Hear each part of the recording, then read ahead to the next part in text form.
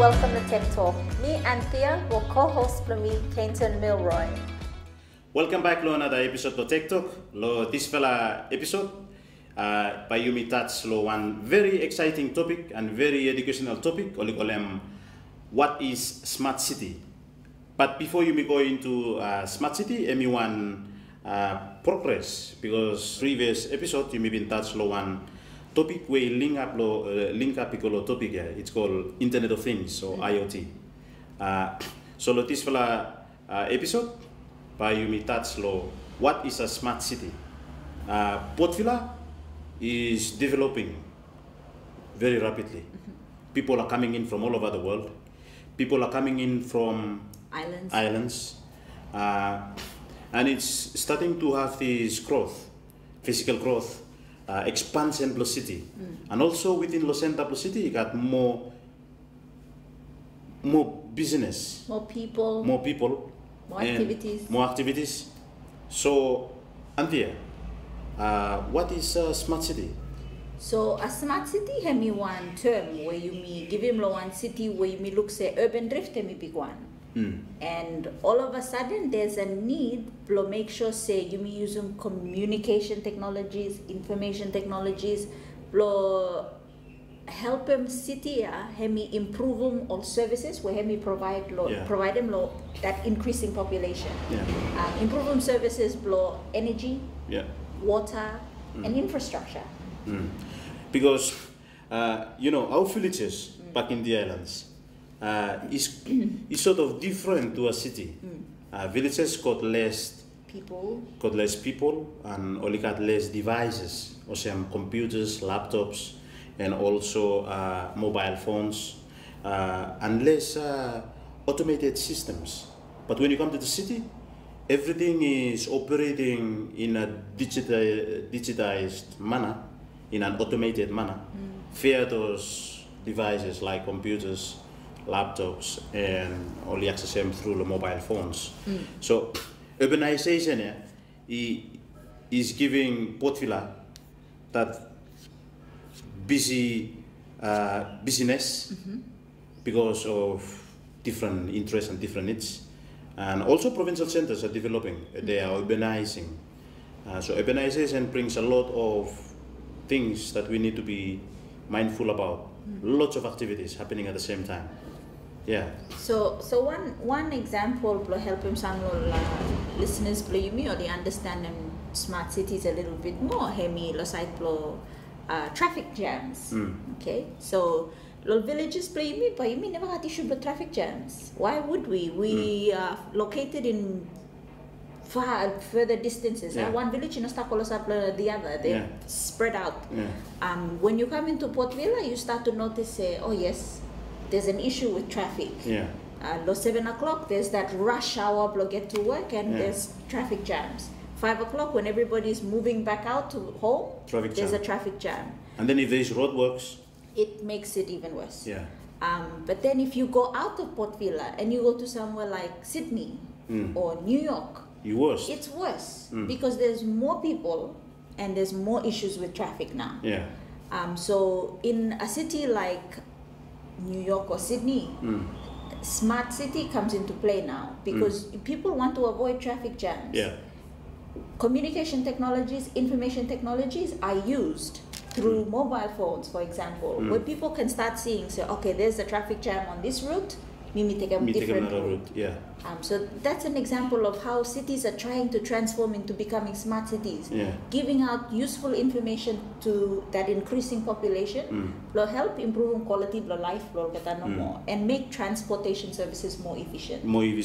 So in that way, I do not waste so much time. That's right. I can avoid and save up time. Yes. By going and access a particular service or particular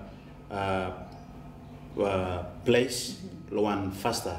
So the turnaround time is less of going from one point to another point. That's right. Point A to point B. All of a sudden, that urban drift is creating a problem. Smart cities are saying we'll use technology to help provide a solution to that problem. You think about last year, Port Vila, you got so many roadblocks because we are improving our roads, but you may stop sick no more. Say you drive past the road, you sick. Oh, there's road works ahead. Yeah, I think you want to take him another route, but you take him, you go fast slow one nara. Issue bagan. But if we got sensors on the road and if we got a system that is available on our phones, then like you said, you miss have take him another route, or you miss have making one particular thing first time instead of waiting on the road, we wait somewhere productive. We wait somewhere doing something productive and useful, while rather than waiting on the road. You know. That's right. Yeah, rather than being stuck on the road. So. Smart city, in essence, is... To me, in essence, it's a way of improving the quality of life. In the city? Yes, in the city. Let's look at what does smart city do. Oftentimes, you may say, you come to the city to do something, whether to find information, to access health, to access education, to access a particular service, whether coming to Port Vila so that you can access it overseas. For example, RSC workers or seasonal workers. Only come Long Island, only must come stop Port Vila for several times. After make a passport, make a medical checks, police clearance. Yeah. But how long it takes and how much it costs. Everyone issue. That's right. And this is where smart city could come into place. Yeah. Why is it that our RSC workers have to be in Port Vila to make something as simple as a passport? Yeah. Why is it that they can't submit some of these documentation online? Yeah. So that at the end of the day, they come to Vila, they collect their passport, they jump on the plane, they go. There's no pressure on family members in the urban areas to support them for months just because of a passport. But one thing about smart city, so what does a smart city do? Make them is one man we come to Island, and we must cut some way block information about where the office is. Me remember me been come across the full up man only asking me where place now that for a particular government office is that, and only go say only tell them say. Law, for example, Independence Park. Holy go Independence Park, holy go out in building too. So, information maps. Smart City only provide one information map. It's available online or on the mobile app. So in that way, me just bring him up yeah. Time me tell him his maybe civil status. Me click him and you look place where me start them. And the actual route where by me take him if I'm walking. Or if I'm driving, this is the route. If I'm walking, this is the route. So it saves time, and then it also gives me this feeling that I will not get lost in this place here. From first time, let me block on Port Vila, or first time, let me block on Luganville. That would be even helpful for our tourists when they come off the tourist boat and they want to access services like maybe medical center. For some reason, they're a bit sick. Yeah. How do they know where, say, for example, Dr. Pado's office is, or Nova Dental or Nova Medical is? This is the first time they've been here. So information maps like that will help them identify where to go as soon as they get on the ground here. And one thing I realized from if Port Vila were to be smart, a smart city Port Vila, only time you is by have swim lo seafront or Vatu Maurube. I mean, someone who is new to the city, emi come overnight, next day we look, Fatuma Rube clean, nice. Fatuma Rube's got this very crystal clear look on the water. And it's just jump in there and start enjoying swimming, snorkeling. But if we were to have an app, Lo City, Lo Port Vila, that this place is not a swimming place. No swimming zone. Why? Because of this. That fella app, I also tell him, you sabi swim la place, you know sabi swim la place. From one maybe from chlorine or chemical low water. Let me give me that fella. And I think in terms of having that information available, you might say, well, what's the purpose of having an app? By time say got issues with them water, or department of water will just put up a notice down at Fatumauru that you shouldn't be swimming. There's a ban on this place. But say, for example, someone swim in one area where notice is not right in front of them, so they have no idea. Applications like that, maybe if you are in any of the vicinities below Fatumauru Bay, there's a notification that comes through on your mobile phone and tells you there's a ban. There's a ban right now in this place. So you walk out the seafront, Kasem Chantilly. Notification covers that area. As soon as you enter any area within that distance, that application just gives you a message. After me realize him say, this rubbish thing. Well, thank you to the New Zealand government and the Vanuatu government for installing rubbish bin, and Port Vila municipality for installing rubbish bin in some parts of the city. So they're doing a great job. But if suppose me only one mobile app, he help me too. Let me say, Mr. Kakai one ice cream or one Tuesday. After Mr. Pot, Mr. Logo them rubbish bin, me still hold them totally handle me. And suppose me lazy enough, me just like dump them anywhere. But because of that mobile app, he map them out. Every place lo Port Vila, lo city where you got rubbish bin, public rubbish bin. So in that way, time come close up lo rubbish bin, or one particular place. Maybe rubbish bin lo place. Bisa we bring map ya. Mi stop na ya straight lo Fongui be close up between Fongui mo Predbank mo Rossi. There's a rubbish. There is a rubbish bin there. So in that way, me no feel se ba mi karem rubbish bin lo mi entire day. Bisa wo pot around. You know that there's one coming up. There's one coming Just up. hold on to it for a little bit more and then drop it in. So that brings us to this information being smart. So instead of you trying to find where it is, the information pops up in front of you. This is it. It's a very interesting topic, but one of the things when we want to talk about them too, we cite plus smart city in terms of transportation. You may got big issue with transport at the moment. Part of the traffic jams that we have in town is because of the multitude of buses that we have. We have so many buses, and full of time, but local buses only just. They're running everywhere, just looking for customers. Is there a way that smart cities, the concept of having a smart city, can improve the public transport public transport system? That's very important because it brings up this environmental issue. Because the more vehicles running around, like buses running around, they are spewing out fumes. After it's not friendly for the environment, it's not eco-friendly. So how do we limit this type of pollution in the city? By building a smart bus system, Port Vila, where the driver knows that in this particular port there, or in this particular bus stop, there are passengers waiting. So they drive straight to there, because buses were meant to take passengers. They were not meant to run around and look for passengers. So passengers is a start the bus stop. The bus picks them up and then drops them where they wanted to go. So that's. So at the moment we don't have any public routes.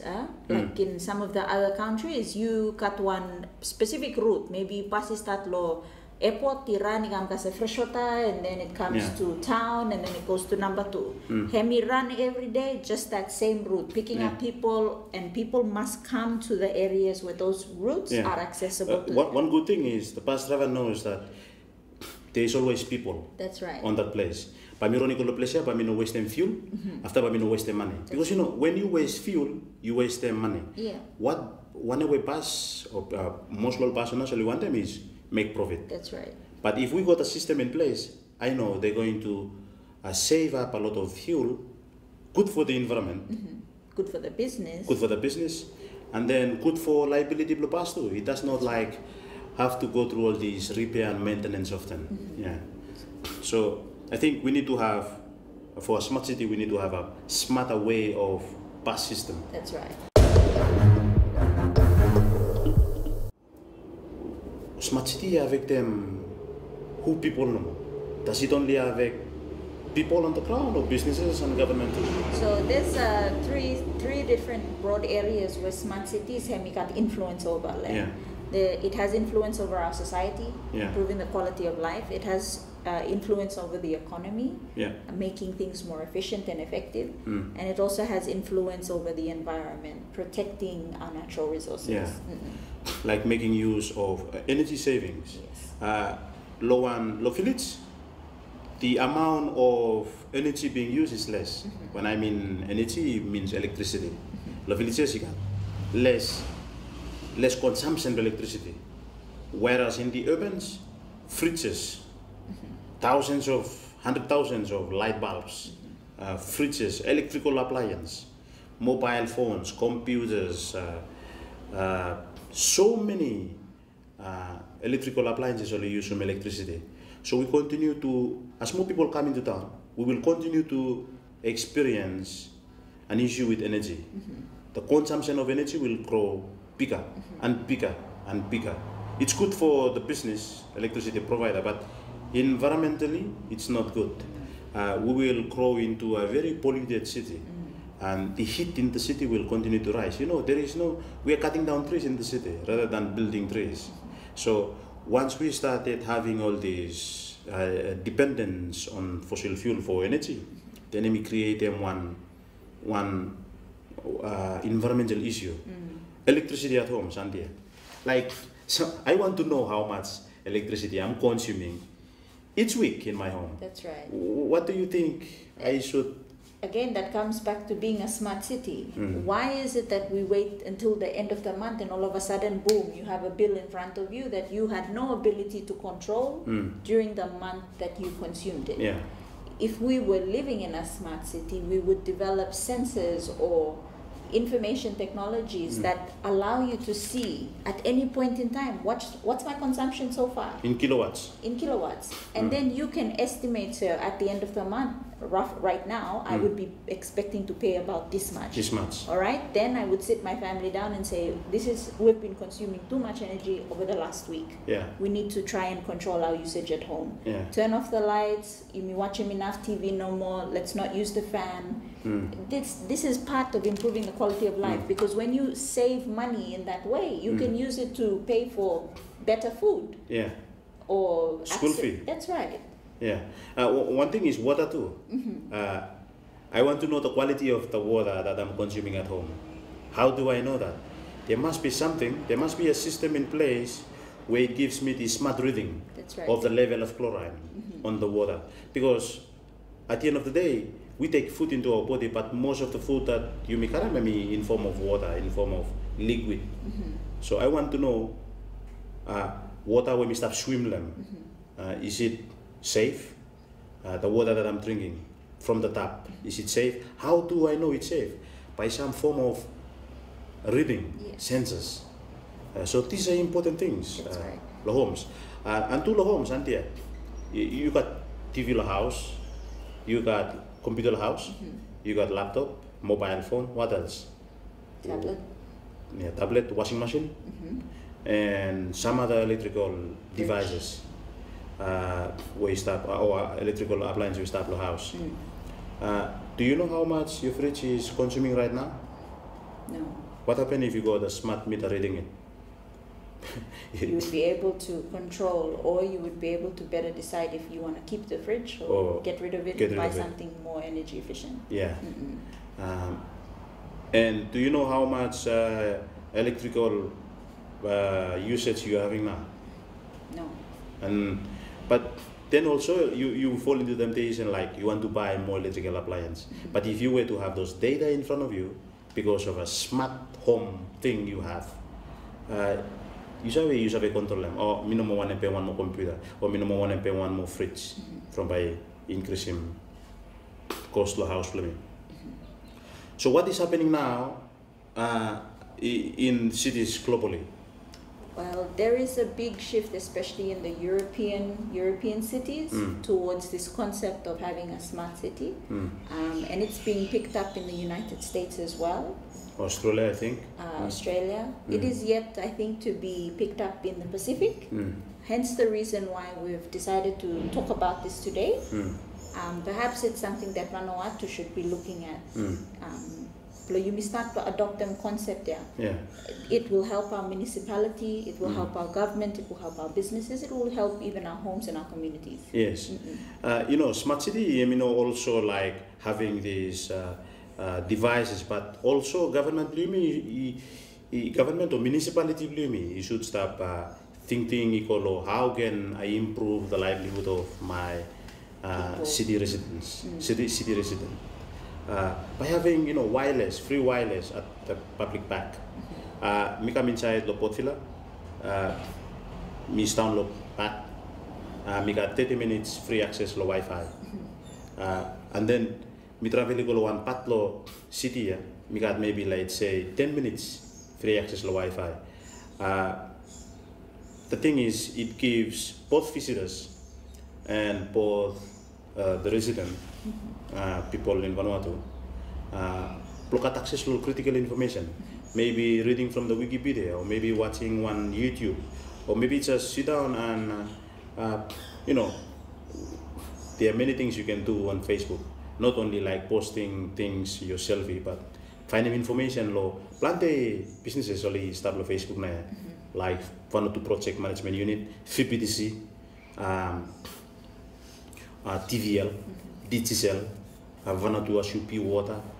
Only upload them all, something blog all information blog social media, so people get informed. When you have an informed society, then things started to get better. People got information. What do you think we as one policy direction block government?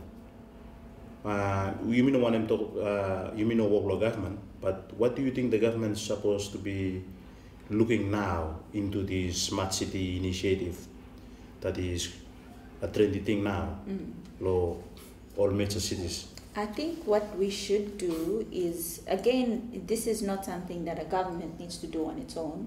Private sectors can also participate in moving a city into a smart city. Yeah. But looking at those 4 big pillars or 4 factors that smart city Hemikamblo address them in terms of environment, the society, and the economy. Yeah. Deciding which of those 3 pillars are at heart to Vanuatu, you may improve them, or maybe there's more issues in one particular pillar over the other. Yeah. And then let's sit down to figure out, okay, how can we use technology or infrastructure, communication infrastructure, to help address an issue we start inside this particular sector. So if for us it's the environment, that's the most important to us at the moment, and the biggest issue is maintaining a clean, pollution-free environment, then what kind of sensors do we need to start investing in now to make sure that we use that concept of smart city to protect them environmentally? Yeah. One thing too, airports. That you go to one airport, you say places low Sydney or low Auckland. You got some smarter management below airport there. And you accessible information on a mobile app. For example, where the different shops are, just by bringing it up on the mobile phone, you shall identify this is the spot of the airport. If I were to go to the for shopping, these places sell this kind of things of the product, and if I were to exchange money, we have a place he sell at this rate for this particular currency. So I think our airports can really make use of being a smart airport, where all people, all travelers, will find easy access to all information. Though there is an information desk, but people will only travel, only feel comfortable by just sitting down at a cafe and then finding out about the different services that is available at the airport. And this brings us to the end of the episode. And Port Vila is rapidly growing. People from the islands and people from overseas who are coming to work here and live here, and also tourists who are coming every week. So the idea of having a smart city initiative for Port Vila city can be very good. Suppose government and plus relevant stakeholders always have engaged them to develop them. Port Vila is one livable city. It's one city where, you know, the resident find it easy to live in, and then access to all the resources and all other things were available or Port Vila. So we hope we've started to create some curiosity in your minds about living in a smart city. I won't say that we don't want to live in a dumb city. I think what we do want is we want to live in a smart and informed city. So take some time, do a little bit of your own personal research and reading online about what this smart city concept is about. There's a lot to learn about it. And hopefully you are placed in a position where maybe you can start creating some change in that area. Thank you very much.